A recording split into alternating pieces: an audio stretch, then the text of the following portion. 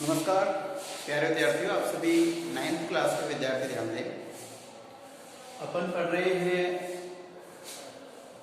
गद्य खंड में। हमारा एक लेसन है, वैसे तो 6 नंबर का था, लेकिन बीच के 2-3 कट गए हैं, तो तीसरे नंबर का आगे क्रम से 1, 2, 3 की, तो तीसरे नंबर का है प्रेमचंद के फटे चित्र। याद होना चाहिए कि फटे चित्र लिखने वाले हैं हरिशंकर परसाई जी। ठीक है, जो एक व्यंग्यकार हैं, बार बार जिक्र कर रहे हैं ताकि याद हो जाए। अब बात करते हैं कि उन्होंने जो लिखा, तो मुंशी प्रेमचंद के फटे जूतों को लेकर व्यंग्य कर रहे हैं कौन? हरिशंकर परसाई। यहाँ पे मुंशी प्रेमचंद जी हैं, वो एक समाज के एक तबके का, तबका यानी समुदाय, समूह के लोग, तो मुंशी प्रेमचंद जी समाज के कुछ लोगों का ये एक समुदाय का एक रोल कर रहे हैं, और जो हरिशंकर परसाई है वो समाज के कुछ बचे हुए तबके का समुदाय के लोगों का, जिसमें समाज है 2 भाग कर दिए। एक भाग जो है उसका प्रतिनिधि या उसका रोल तो कौन कर रहे हैं? प्रेमचंद जी। और दूसरे का कौन निभा रहे हैं? हरिशंकर परसाई। तो एक तो फोटो में है लेखक महोदय हैं प्रेमचंद जी, और इनको लेकर जो लिख रहा है निबंध, जो ये निबंध चल रहा हमारा, इसको कौन लिख रहे हैं? इसको लिख रहे हैं हरिशंकर परसाई जी। तो दोनों ही समाज के प्रतिरूप है।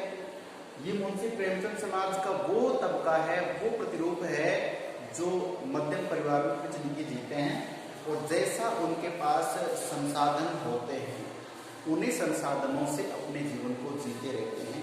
या यूँ कहूँ कि जो विद्वान लोग होते हैं वो दिखावे पे नहीं जाते हैं।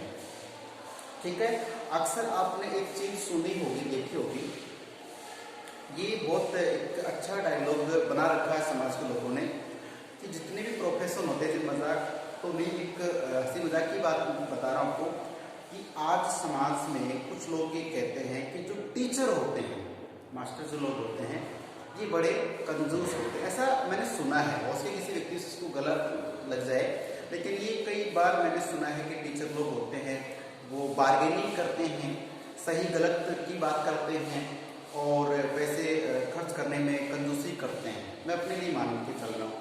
तो बाकी जो प्रोफेशन होता है, वकील साहब हो गए, डॉक्टर साहब हो गए, या पुलिस वाले हो गए, कोई और भी सर्विस हो गई है, कि साहब ये लोग तो साहब फुल खर्च करते हैं, जिंदगी पूरी आराम से जीते हैं, वो उसके जीते हैं। अब वो टीचर को क्यों कहा गया है? क्योंकि वो सही गलत का अंतर, अगर कोई चीज़ खरीद रहे हैं तो उसकी डेट दिखेगा, इसकी डेट एक्सपायरी नहीं है, इसका वास्तविक मूल्य क्या है क्या नहीं है, क्योंकि वो पढ़ा लिखा है, तो फिर वो जानबूझ के लुटेगा क्यों? जो समाज के लोगों द्वारा ठगा जाए। कई बार कुछ बड़े बड़े आते हैं लोग, बिजनेस जीवन बहुत अच्छे, और जल्दी में यहाँ से दे दो तो ठीक है, कुछ व्यक्ति उसको देख भाल के लेते हैं। ये समाज है, यहाँ पे अच्छाई भी चल रही है, बुराई भी चल रही है, पलक झपकती में कि सामान चोरी हो जाता है, तो फिर इस समाज में तो रहना, तो सतर्कता के साथ रहना पड़ेगा। समझ इस बात को, चलते समय भी ध्यान रखना है कि किस तरीके से चलना होता है, किस तरीके से बोलना होता है। तो जो शिक्षक लोग होते हैं या विद्वान लोग होते हैं, क्या करते हैं? पहले तोलते हैं, फिर बोलते हैं कि किसको क्या कहना है। तो प्यारे विद्यार्थी, यहाँ पे जो हरिशंकर परसाई है वो तो कह रहे हैं कि समाज का जो आज का रुख है उसके अनुसार जीना चाहिए, और जो मुंशी प्रेमचंद वो कहते हैं कि नहीं भाई देखो, ऐसा है कि जो हमारे पास संसाधन हैं उनमें ही हमें अपना जीवन बसर करना चाहिए, और आवश्यकता के अनुसार चीजों को लाना चाहिए, और वो आवश्यकता के अनुसार ही खर्च करनी चाहिए। ठीक है, ऐसा नहीं कि भाई जिसमान थाली में 2 रोटी है, हमें 2 की इच्छा है तो 2 और रख लेते हैं, वो वेस्ट जाएंगे। क्या मतलब है? पहले 2 खा लीजिए, अगर लगता है कि और की इच्छा तो फिर ले लीजिए, नहीं तो रहने दो। ठीक है, तो यहाँ पे आप आराम से भली बात ही समझ, क्योंकि 9th क्लास के बच्चे तो इस बार बड़े टॉप के बच्चे हैं, हर बात को समझते हैं, तो कहानी नहीं उसका अर्थ समझना है। ठीक है, तो यहाँ पे देखिए हम लास्ट पॉइंट पढ़ा था हमारा कि जो बनिया है वो तगादा करता है, रोजाना पूछता है कि मेरे कैसे कब दोगे, तो उस व्यक्ति से बचने के लिए उसकी तरफ से जाते हैं, तो रास्ते में उसकी दुकान पड़ती है, तो उस व्यक्ति से बचने के लिए जो क्या करते हैं कि दूर चक्कर लगा के, उससे दूर, उस दुकान से बचने के लिए दूर से चक्कर लगा के घर पहुंचते हैं। तो उसके ऐसा दूर का चक्कर लगाते हैं तो शायद जूता फट गया होगा। ऐसा कल्पना कौन कर रहे हैं? हरिशंकर परसाई। तो उसके आगे की बात है कि चक्कर लगाने से जूता फटता नहीं है, घिस जाता है। चक्कर लगाएंगे तो फटेगा क्यों? घिस जाएगा। हालांकि फट भी सकता है, लेकिन यहाँ भी प्रतिकार है भाई, जूता घिस जाता है, वो बिल्कुल धीरे धीरे कम हो जाएगा। कुंभन दास का जूता भी फतेहपुर सीकरी जाने आने में घिस गया था। कुंभन दास, मैं आपको बता दूं पहले एक कवि भी हैं, ठीक है, लेखक हैं, कवि हैं, वो काफी रचनाएं रचते हैं।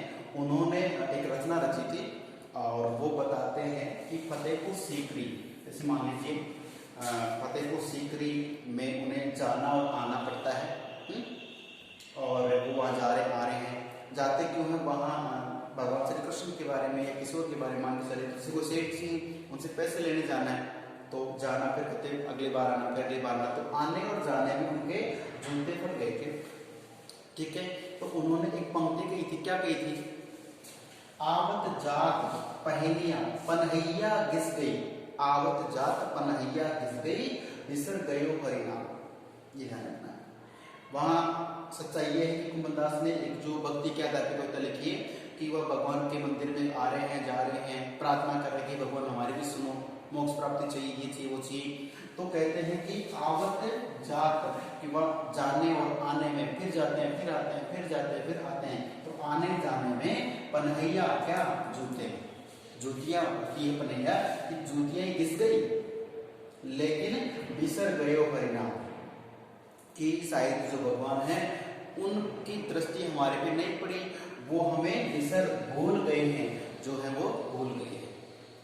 अर्थात कई बार क्या होता है, इसका अगली पंक्ति फिर हम देखेंगे कि भाई जिस व्यक्ति के पास जाने से दुख आता है उसको तो दूर से सलाम कर लो, या मान लीजिए कि दूर कुत्ता बैठा है, उधर से जाएंगे कि दूर से निकल लेंगे, तो बात वही है कि जहाँ दुख प्रकट होता, समस्या आपके वहां न जाके दूर से सलाम कर लेना चाहिए। तो आवत जात पनहैया किसके बिसर गयो परिणाम। तो प्यारे विद्यार्थियों, मैंने आपको ये शॉर्ट भी बताया, लेकिन इतना सा है कि ये जो पाठ है इसमें दो तर्कों का हमें ख्याल करना, प्रतीकार्थ वही है, प्रश्नों का उत्तर ऐसे कैसे नहीं लिखना, ये लिखना है कि जो मुंशी प्रेमचंद वो एक ऐसे समाज का, ऐसे समुदाय का प्रतिरूप है जो अपनी जिंदगी को सच्चे अर्थों में जीते हैं, दिखावा पसंद नहीं करते हैं और अवसरवादी नहीं होते हैं कि मौकों पे तुलसी की शादी ब्याह में तुम बहुत अच्छे ड्रेस कोड लगा लेते हैं, बहुत अच्छा बोल लेते हैं, लेकिन वैसी जिंदगी कैसी है, तो मुंशी पंडित है कि जैसी जिंदगी घर में जीतो वैसा ही हमेशा चलते रहना चाहिए, दिखावा, झूठ, प्रेम ये नहीं करना चाहिए।